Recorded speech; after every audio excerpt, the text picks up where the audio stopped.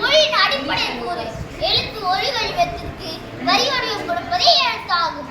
தமிழ் எழுத்துக்கள் மனிதன் தன் கருத்துக்களை பிறருக்கு உணர்த்த செய்கை மூலமாகவும் ஒளியின் மூலமாகவும் சித்திரத்தின் மூலமாகவும் பிறருடன் பழகி பின்னர் மொழி மற்றும் எழுத்துக்களை உருவாக்கி நாகரிக வளர்ச்சி அடைந்தனர். சித்திர எழுத்துக்கள் சித்திரங்களை பயன்படுத்தி தங்கள் கருத்துக்களை கூறினர். எடுத்துக்காட்டு சூரியன் பறவை உங்கள் கோயிலில் இவை காணப்படுகிறது. கருத்தெழுத்துக்கள் ஒரு செயலை அல்லது நிகழ்வை வெளிப்படுத்துவதாக குறியீடுகளாக மாறின. உதாரணம் வில் எய்தினான், வேட்டையாடு, போயின குறிக்க பறக்கும் அம்புகள். தமிழ் எழுத்துக்கள் பண்டைய கால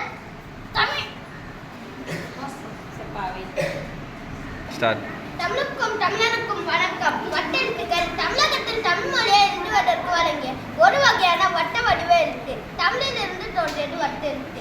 கிபி 5ஆம் நூற்றாண்டுகளில் வட்டெழுத்துக்கள் தமிழ்நாட்டில் கிபி 5ஆம் நூற்றாண்டு முதல் 15ஆம் நூற்றாண்டு வரை வட்டெழுத்துக்கள் பயன்பாட்டில் இருந்தன. இவை வட்டெழுத்துக்கள் பாண்டிய நாடு மலையாள பகுதிகளில் அதிகமாக பயன்படுத்தின. நன்றி. தமிழுக்கும் தமிழனுக்கும் வணக்கம். தமிழுக்கும் தமிழனுக்கும் வணக்கம். கிரந்தெழுத்துக்கள் தமிழ்நாட்டில் வடமொழியை எழுத்து தொன்று வழங்கெழுத்து முறை. கிரந்த என்றால் நூல் என்று பொருள் வடமொழி.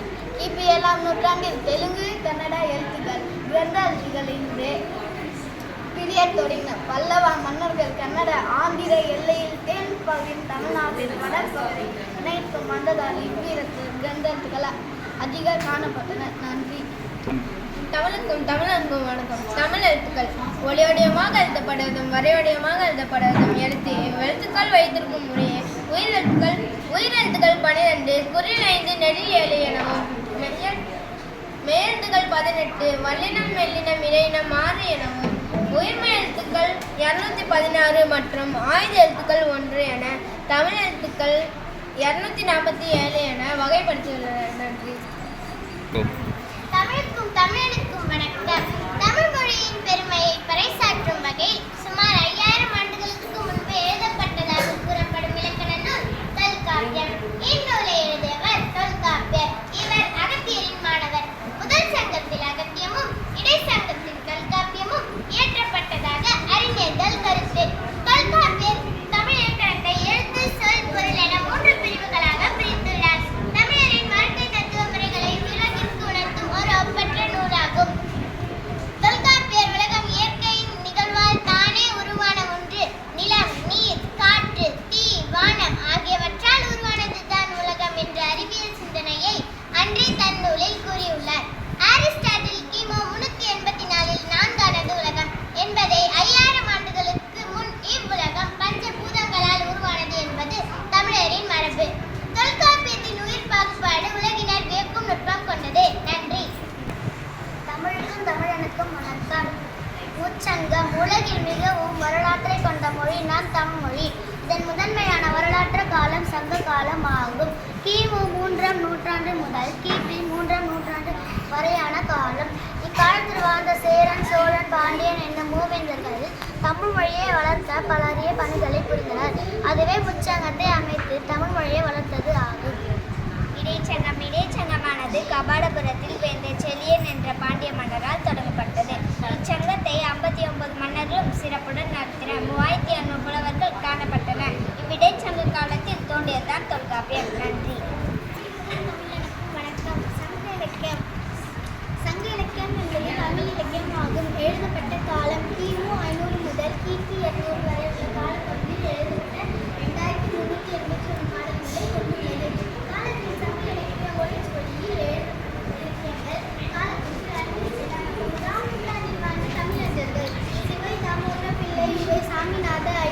ஆகியோர் முயற்சினால் சங்க இலக்கியங்கள் மீண்டும் அச்சில் ஏற்பட்டு உருவாகின. இவை அனைத்தும் காதல், போர், வீரம், ஆட்சி அமைப்பு, வணிகம் போன்ற தமிழ் மக்களின் தினசரி வாழ்க்கை நடப்புகளை விலங்குகள், பறவைகள் தினசரி வாழ்க்கை நடப்புகளையும் புலவர்கள் சங்க இலக்கிய பாடல்களில் எழுதியுள்ளனர். இவை அனைத்தும் இன்று ஒரே தொகுப்பாக இருந்தால் பல்வேறு புலவர்கள் பாடப்படவையே. தமிழனின் திறமைக்கு தமிழுக்கும் தமிழனுக்கும் வணக்கம். சங்க இலக்கியம் நிறைந்த அடிகள் உடைய நூல்கள் மேற்கணக்கு என்றும் நிறைந்த அடிகள் உடைய நூல்கள் கீழ்கணக்கு. மேற்கணக்கு நூல்கள் 12 நூல்களும் கீழ்கணக்கு நூல்கள் 12 நூல்களும். தமிழ் வழக்க சான்றோர்கள். தமிழ் 19ஆம் நூற்றாண்டின் பின்பகுதியில் தோன்றிய பல அறிஞர்கள் தமிழுக்கு ஆற்றிய தொண்டு அளப்படுத்தால் மராட்டியம், ஆங்கிலம் என பல நூற்றாண்டுகளாக பிற மொழி ஆதிக்கத்தில் உற்றிருந்த தமிழ் மொழியை மீட்டெடுத்து தமிழர்களை பெருமையுறு செய்த தமிழ் ஆணையர்கள் பலர். பாரதியார், காமராஜர், தமிழுக்கும் தமிழ் கருத்தில் முடிகிறது. 2 அடி 7 சீர்களை உடையது. மொத்த சொற்கள் 14,000. தமிழ் எழுத்துக்கள் 247, 37 எழுத்துக்கள் மற்றும் இடம் பெறுவது.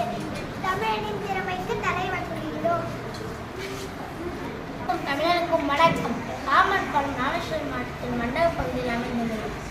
ஆமன் பாலம் ராமேஸ்வரம் மாவட்டத்தில் மண்டப மாவட்டத்தில் இணைக்கும் ரயில் பாலமாகும். ஆமன் பாலம் 1917ஆம் ஆண்டு திறக்கப்பட்டது. பெருமைக்கு சங்க இலக்கிய மலர்கள். இலக்கியங்கள் காலம் காட்டும் கண்ணாடி. அவை தோன்றிய காலத்தில் வாழ்ந்த மக்களின் அகப்புற ஒழுக்கங்களை நமக்கு தெளிவாக படம் எடுத்து காட்டும். அக்காலத்தில் விலங்குகள், மலர்கள், தாவரங்கள் பற்றி 10 பாட்டு தொகுப்பில் கபிலரின் குருதிப்பாட்டு பேசும் 99 மலர்கள் பற்றியது அம்மலர். காந்தல், ஆம்பல், அடிச்சம், குவளை, குறிஞ்சி, வெச்சி, செங்கோடு வேரி, தேமம்பூ, மணிச்சிகை, குண்டு, கூனியம். தமிழுக்கும் தமிழனுக்கும் வணக்கம். தொகை சொற்கள். தமிழ் இலக்கண இலக்கியத்தின் பொறுத்தவரை அவ்வாண்டுள்ள எண்ணற்ற வகைகளும் எடுத்துக்காட்டுகளும் உள்ளன. அவ்வாறு பார்க்கும்போது நாம் தொகை சொற்கள், மரபு சொற்கள் மற்றும் கலை சொற்கள் என பிரித்துள்ளனர். பல கூறுகளுள்ள அடக்கிலொற் சொல் தொகை சொல் என்பதாகும். சொல்லின் கீழடங்கும் சிலை சொற்கள் தொகை சொற்கள் ஆகும். அவ்வகையில் காண்போம். அவற்றில் சிலை: ஒருவன், இருவினை, மூவேந்தர், நாற்றிசை, ஐந்திணை, அறுசுவை, எழுபிறவி, எட்டுத்திக்கு, நவரத்தினம், தசவதாரம் என ஒரு சொல்லை பிரித்து எழுதிய பெருமை நாம் தமிழ் மொழியை சாரும் என்பது சிறந்து மியமில்லை. தமிழின் திறமைக்கு தலைவருகிறோம். தமிழுக்கும் தமிழனுக்கும் வணக்கம். தொல்காப்பியம் என்னும் இலக்கண நூலான தொல்காப்பியத்தில் நிலங்களை 5ஆக பிரித்து அந்த நிலங்களுக்கு உரிய கடவுள், தொழில், உணவு, மக்கள், ஊர், நீர், பறவை, பண், யாழ் என பிரித்துள்ளார். குறிஞ்சியின் கடவுள் முருகன், முல்லையின் கடவுள் கடவுள் திருமால், மருதத்தின் கடவுள் இந்திரன், நெய்தலின் கடவுள் வருணன், பாளையின் கடவுள் கொற்றவன். எனவே தமிழுக்கும் தமிழனுக்கும் வணக்கம். மரபு சொற்கள். நம் முன்னோர்கள் எப்போதிலே எச்சொல்லால் எவ்வாறே வழங்கினார்களோ அப்போதிலே அச்சொல்லால் அவ்வாறே வழங்குவது மரபு சொற்கள் ஆகும். இம்மரபு சொற்களை பல வகையாக பிரித்து வகைப்படுத்தியுள்ளனர். ஒளி மரபு சொற்கள். விலங்குகளும் பறவைகளும் எழுப்பும் ஒளியினை ஒளி மரபு சொற்கள் என்றனர். நாய் குரைக்கும் வினை மரபு சொற்கள். செய்யும் செயலை குறித்து வழங்குவதை வினை மரபு சொற்கள் என்றனர். இளமை பெயர் மரபு சொற்கள். விலங்குகளில் இளமை காலத்தில் குறித்து வழங்கும் சொல் இளமை பெயர் மரபு சொற்கள். தமிழுக்கும் தமிழனுக்கும் வணக்கம். தமிழர்களின் வீரத்தை ஏறுதழுதல். தமிழர்களின் வீரத்தை பறைசாற்றும் விளையாட்டுகளும் ஒன்று ஏறு. ஏறு என்பது காளை மாட்டுக்கு இருக்கு. ஏறுதல் என்பது காளை அடக்கல் அல்லது வீரத்தை அடக்குவதாகும். உள்வரும் கொண்ட ஏறுதல் தமிழ்நாட்டின் ஒவ்வொரு பகுதியிலும் ஒவ்வொரு விதமாகவும் ஒவ்வொரு பெயரும் நடத்தப்பட்டு வருகிறது. அவை ஜல்லிக்கட்டு, வேலி ஜல்லிக்கட்டு,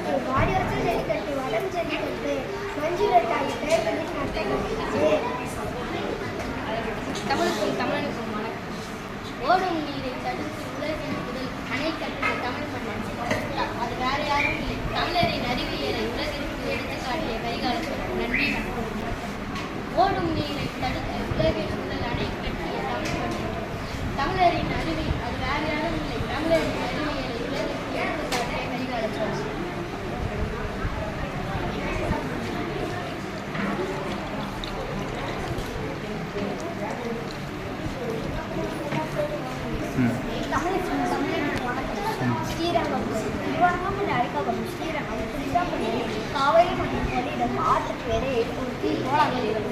இக்கோயில் அமைந்துள்ள இடத்தின் பரப்பளவு 156 ஏக்கர் மற்றும் 27 கோபுரங்களுடன் மிக அழகாக காட்சியளிக்கிறது. ஸ்ரீரங்கம் கோயில் கடவுள் அரணாக என அழைக்கப்படுகிறது. தாயார் நன்றி, வணக்கம்.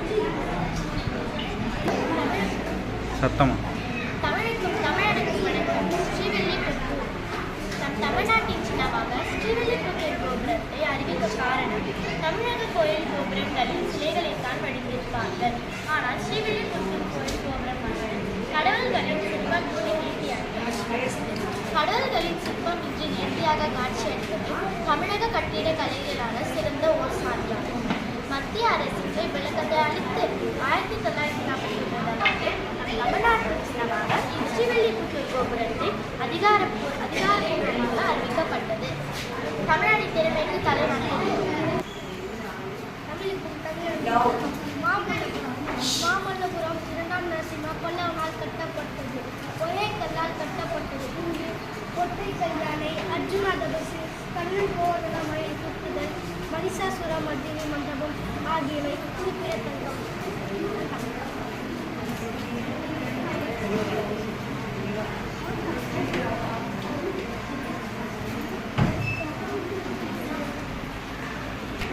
தமிழுக்கும் வணக்கம். கங்கை கொண்ட சோழபுரம் ராஜேந்திர சோழனால் கட்டப்பட்ட கோயிலாகும். பேரேறியும் சிறப்பு. மலைகளும் குன்றுகளும் இல்லாத சமவெளியில் 16 தொலைவில் வலிமையான உயரமான கரைகளை கட்டி நீண்ட கால்வாய் வெட்டி தண்ணீரை பள்ளத்தாக்கில் இருந்து மேட்டிற்கு கொண்டு வந்து ஏரியில் தேக்கி வைப்பதைக் கொண்டு தமிழனின் நீர்ப்பாசன முறை கண்டு உலகமே வியக்கிறது. எனவேதான் 1987இல் யுனெஸ்கோ நிறுவனம் உலக பாரம்பரிய சின்னமாக அறிவித்தது. இது தமிழனின் கட்டிடக்கலை உலகிற்கு பறைசாற்றும். தமிழனின் திறமைக்கு தலைவணங்குகிறோம். தமிழருக்கும் இணைய காலம். திருநள்ளாறு என்றாலும் தீர்த்தஸ்தலம் என்று அனைவருக்கும் தெரியும்.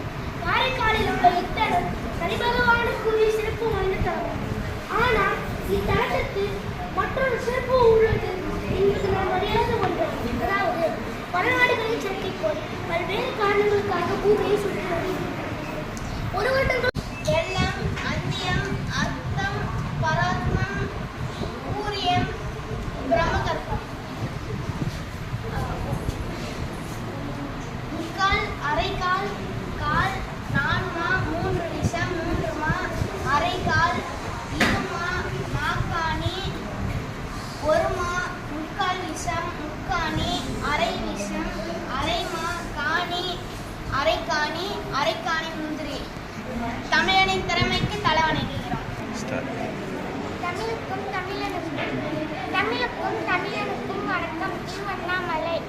நாம் முதலில் 16 மேலாக இருக்குமா, இதனையே தீட்டா என்கிறார்கள். அப்போது நம் மனம் கட்டுப்பாட்டுக்குள் இருக்காது. அதே போல் நம் மனம் ஆக துக்கத்தில் இருக்கும்போது உடலில் சுற்றியுள்ள அலைகள் 16H2க்கும் குறைவாக இருக்குமா, இதனையே ஆல்பா என்கிறார்கள். நம் தியான நிலையில் இருக்கும்போது உடலில் சுற்றி 8H2க்கும் கீழாக இருக்குமா, தீட்டா அலைகள் என்கிறார்கள். அறிவியல் அறிஞர்கள் தான் தமிழனின் திறமைக்கு தலைவணங்குகிறோம்.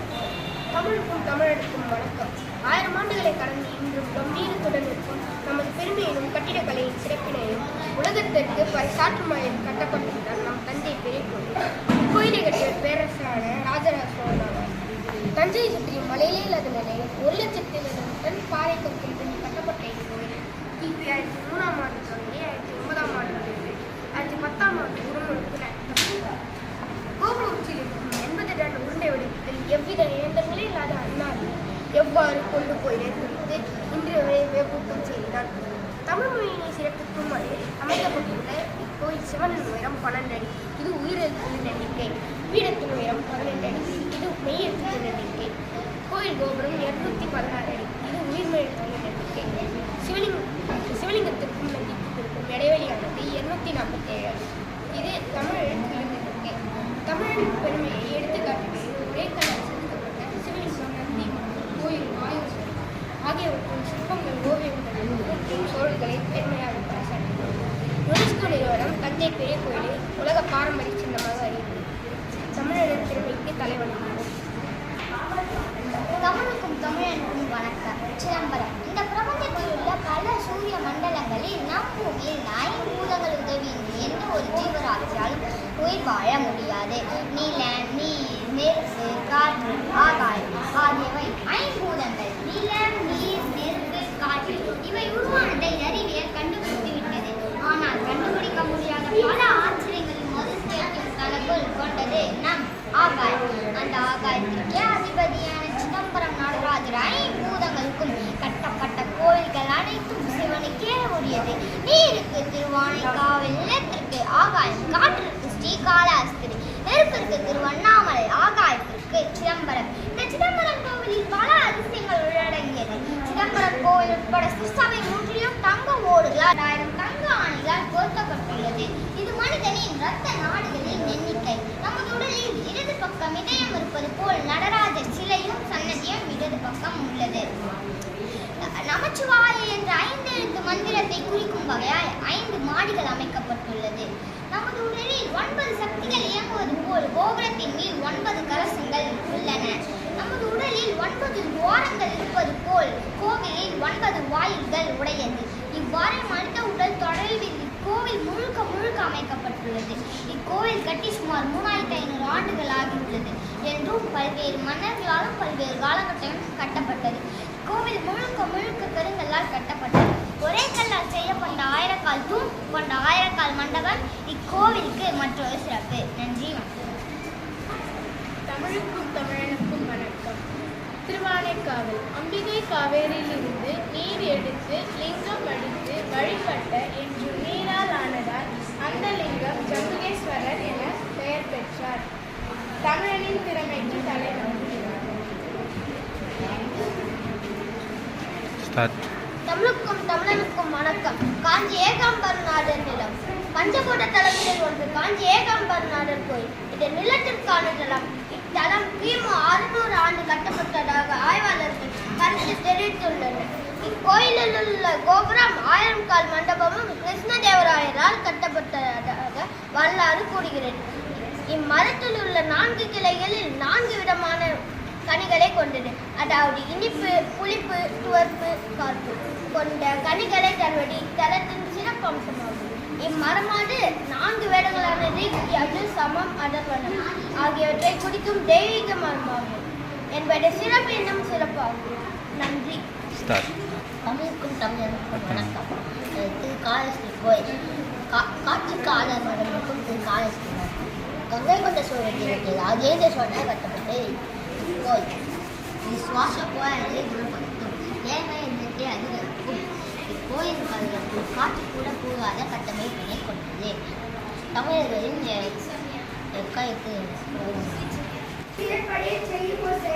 அவற்றுள் வில்வித்தையும் ஒன்று. பண்டைய தமிழர்கள் விரும்பி கற்றுக்கொண்ட விளையாட்டாக வில்வித்தை விளங்கியது. தொடக்கத்தில் அம்பெய்தி விலங்குகளை வேட்டையாடவும் போர் முறைகளின் எதிரியை வெல்லவும் ஈப்பில்லாக்கள் பயன்பட்டது. இன்று வில்வித்தை ஒலிம்பிக் போட்டிகளில் சேர்க்கப்பட்டுள்ளமை தமிழர்களுக்கு பெருமை சேர்ப்பதாகும்.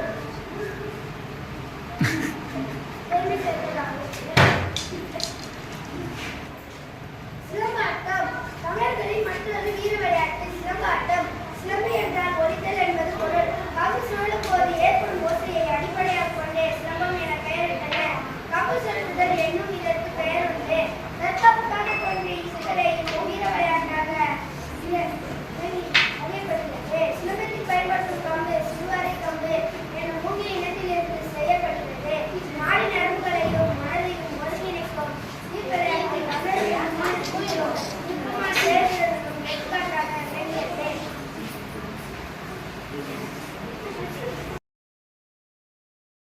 கொண்டு வந்து ஏரியில் தேக்கி வைப்பதைக் கொண்டு தமிழனின் நீர்ப்பாசன முறை கண்டு உலகமே வியக்கிறது. எனவேதான் 1987 யுனெஸ்கோ நிறுவனம் உலக பாரம்பரிய சின்னமாக அறிவித்தது. இது தமிழனின் கட்டிடக்கலை உலகிற்கு பறைசாற்றும். தமிழனின் திறமைக்கு தலைவணங்குகிறோம்.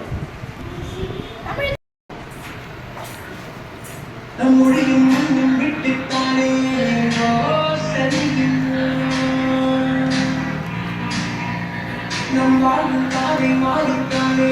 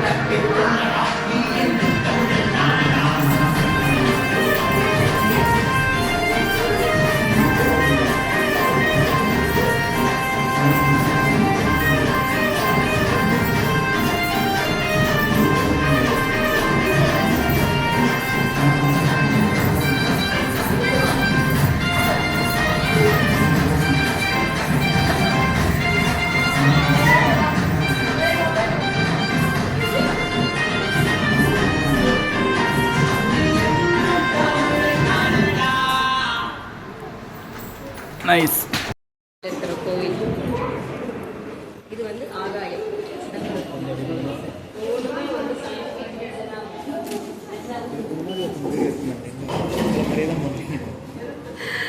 எங்களுக்கு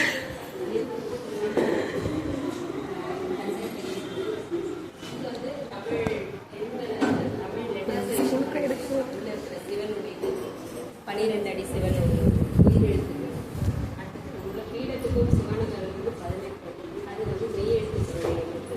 கோவில் கோபுரத்தை பார்த்தீங்கன்னா 716 அடி. இது வந்து உயிர்மை எழுத்துடைய எண்ணிக்கை. உள்ள இருக்கிற சிவனுக்கும் நந்திக்கு இருக்கிற இடைவெளி பார்த்தீங்கன்னா 247 அடிக்கு தமிழ் எழுத்துடைய எண்ணிக்கை. இதோட ஸ்பெஷல் அது திருவண்ணாமலை. இது ஸ்ரீ காளஹஸ்தி. ஆற்றுக்கு ஆதாரமாக காளஹஸ்தி வந்து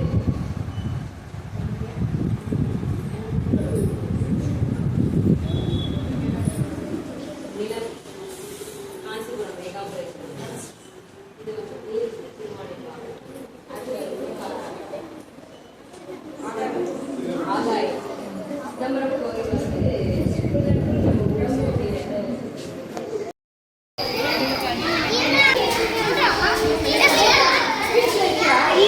தமிழ் வணக்கம். தமிழன் நான் என்பேன், தமிழால் பெருமைதான் என்பேன். வாழ்வில் தமிழே எங்கள் மூச்சாகும், என்றும் தமிழே எங்கள் பேச்சாகும். உலகில் தமிழுக்கு தமிழே இணையாகும், என்றும் தமிழனுக்கு தமிழே இனிதாகும். எங்கள் தமிழே வாழ்க்கைக்கு உரமாகும், எங்கும் தமிழர்கள் உலகில் உறவாகும். உலகில் வாழ்வில் வீரம் எங்கள் வழியாகும், நெஞ்சில் ஈரம் எங்கள் மொழியாகும். உலகில் ஆறு மொழியும் தமிழாகும், நித்தம் ஜோதி ஒளியாய் ஒளிர்வாகும். வாழ்வில் ஒற்றுமை உணர்வை நினைத்திடுமே, என்றும் ஜாதி முறையை ஒழித்திடுமே. பகைமையை என்மொழி கொண்டாலும் திறமையால் தன்வழி வென்றிடுமே. உலகின் முதலாய் திகழ்ந்திடுமே, நாளும் மனதில் உண்மை உணர்வை தந்திடுமே. வள்ளுவன் கொண்டது மென்தமிழே, வல்லமை பெற்றது மென்தமிழே. தமிழால் என் மன மகிழ்ச்சி கொள்ளும், தமிழே என் மனதை ஆட்சி செய்யும். இப்பெருமை மிகு மறைக்கண்மை அரங்கிற்கு தங்களை வருக வருக என இருக்கரம் குப்பி வரவைக்கிறேன். நன்றி, வணக்கம். காலை வணக்கம். சிவகாமி பெற்றெடுத்த சரித்திர நாயகனே, செங்கதிராய் வந்தித்த தமிழகத்தின் காவலனே, தமிழகத்தை தலைநிமிர்ந்து விருதுநகர் தமிழ் மொழி தலைமையாற்றிய கத்தை தமிழாகும் தமிழகம். ஏழைகளை எண்ணியும் திட்டங்களை தீட்டினார், எப்போதும் மக்கள்களை எண்ணியும் பேரினார். வளர்ச்சியும் நாட்டின் வணக்கம். நான் 4ஆம் வகுப்பு படிக்கிறேன். என் பெயர் ஆடம். நான் 4ஆம் வகுப்பு படிக்கிறேன். நான் சொல்லப்போவது கடையில் வல்லர்கள் ஆகும். அக்காலத்திலே மனித நல்வாழ்வை அதிகரிக்கும் நோக்கில் மன்னர்கள் தொண்டு நன்கொடைகள் செய்து வந்தனர். அவ்வாறு நன்கொடைகள் செய்த மன்னர்களே நாம் வள்ளல்கள் என்போம். அவ்வாறு தமிழ்நாட்டை அந்த 7 வள்ளல்கள் பற்றி நாம் காணலாம். பேகன், மயிலுக்கு போர்வை எடுத்தவன், ஆட்சி செய்த இடம் பொதினி தற்போதைய பழனி. பாரி, பிள்ளைக்கு தேர்த்தந்தவன், ஆட்சி செய்த இடம் பொதினி மலை. காரி, தன் வரிப்பணத்தில் அதிகமானது செலுத்த வேண்டிய நெல்லை ஏரிகளுக்கு வாரி வழங்கி சிறை சென்றவன். ஈரான் கூறியவன், ஆட்சி செய்த இடம் திருங்கோவிலூர். ஆய், நீல நாகம் நல்கிய கலிங்கத்தை ஆலமர செல்வனுக்கு குற்றால நாகரிக ஆட்சி செய்த இடம் பொதினி மலை, பொதிகை மலை. அதியமான், நெல்லிக்கனியை அவ்வைக்கு தந்தவன், ஆட்சி செய்த இடம் தர்மபுரி. நல்லி, துளிமலை பொழியும் நளிமலை. நாடன் நாட்டேறி உவப்பு நடைப்பரிகாரம் நல்கியவன், நண்பர்கள் வாழ்க்கை வேண்டிய அனைத்து வசதி நல்கியவன், ஆட்சி செய்த இடம் நீலகிரி. ஓடி தன் குறைம்பொறை நாடு முழுவதையும் காட்டியருக்கு யாழ்முற்றும் பாணருக்கு அளித்தவன், தன் ஓரி என்னும் குதிரை மீதேறி காரி என்னும் குதிரை மீது வந்து தாக்கிய காரியோடு போரிட்டவன், ஆட்சி செய்த இடம் கொல்லிமலை. நன்றி.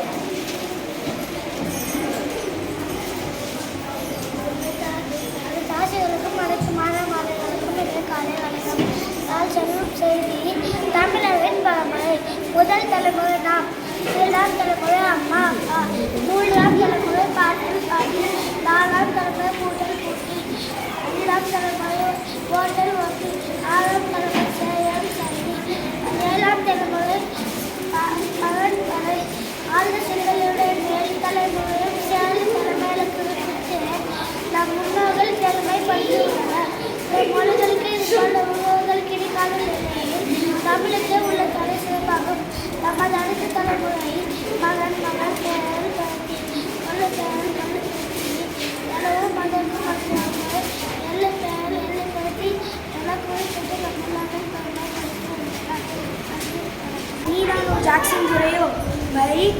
கிருஷ்ணி, யாரை கேட்கிறாய் வரி? எதற்கு கேட்கிறாய் வரி? எங்களது வானம் பொழிகிறது, பூமி விளைகிறது, உலகையும் கட்ட வேண்டும் வரி. எங்களோட வயலுக்கு வந்தாயா? நாற்று நட்டாயா? நேற்று மீட்டாயா? அல்லது கொஞ்சி விளையாடும் வெண்கல கண்களுக்கு மஞ்சள் அறுத்தாயா? மாமனா மச்சான மானம் கேட்கிறது. எண்ணுவதும் உன்னே, எழுதுவதும் உன்னே, சொல்லுவதும் உன்னே, அனைவருக்கும் என் வணக்கம். நான் வீரர்கள் உயிரை பற்றி பேசுவதில்லை. தமிழ் பெண்கள் வீரமிக்கவர்கள் என்பதற்கு சான்றாக புறநானூற்று பாடலில் பெண் புறத்தால் சிலையை அடித்து வீழ்த்தினாள் என்றும், போரில் தன் மகனின் நெஞ்சில் அம்பு தெரிந்திருந்தால் அவன் வீரன் என்றும், அவன் முதுகில் அம்பு தெரிந்திருந்தால் அவனது உடலை நெறிகள் காய்கள் பூசை கண்டம் விட்டு செல்வாள் என்றும் பரணி பாடலும் எழுதியிருக்கிறது. அவ்வகையில் ஆங்கிலேயரை எதிர்த்த முதல்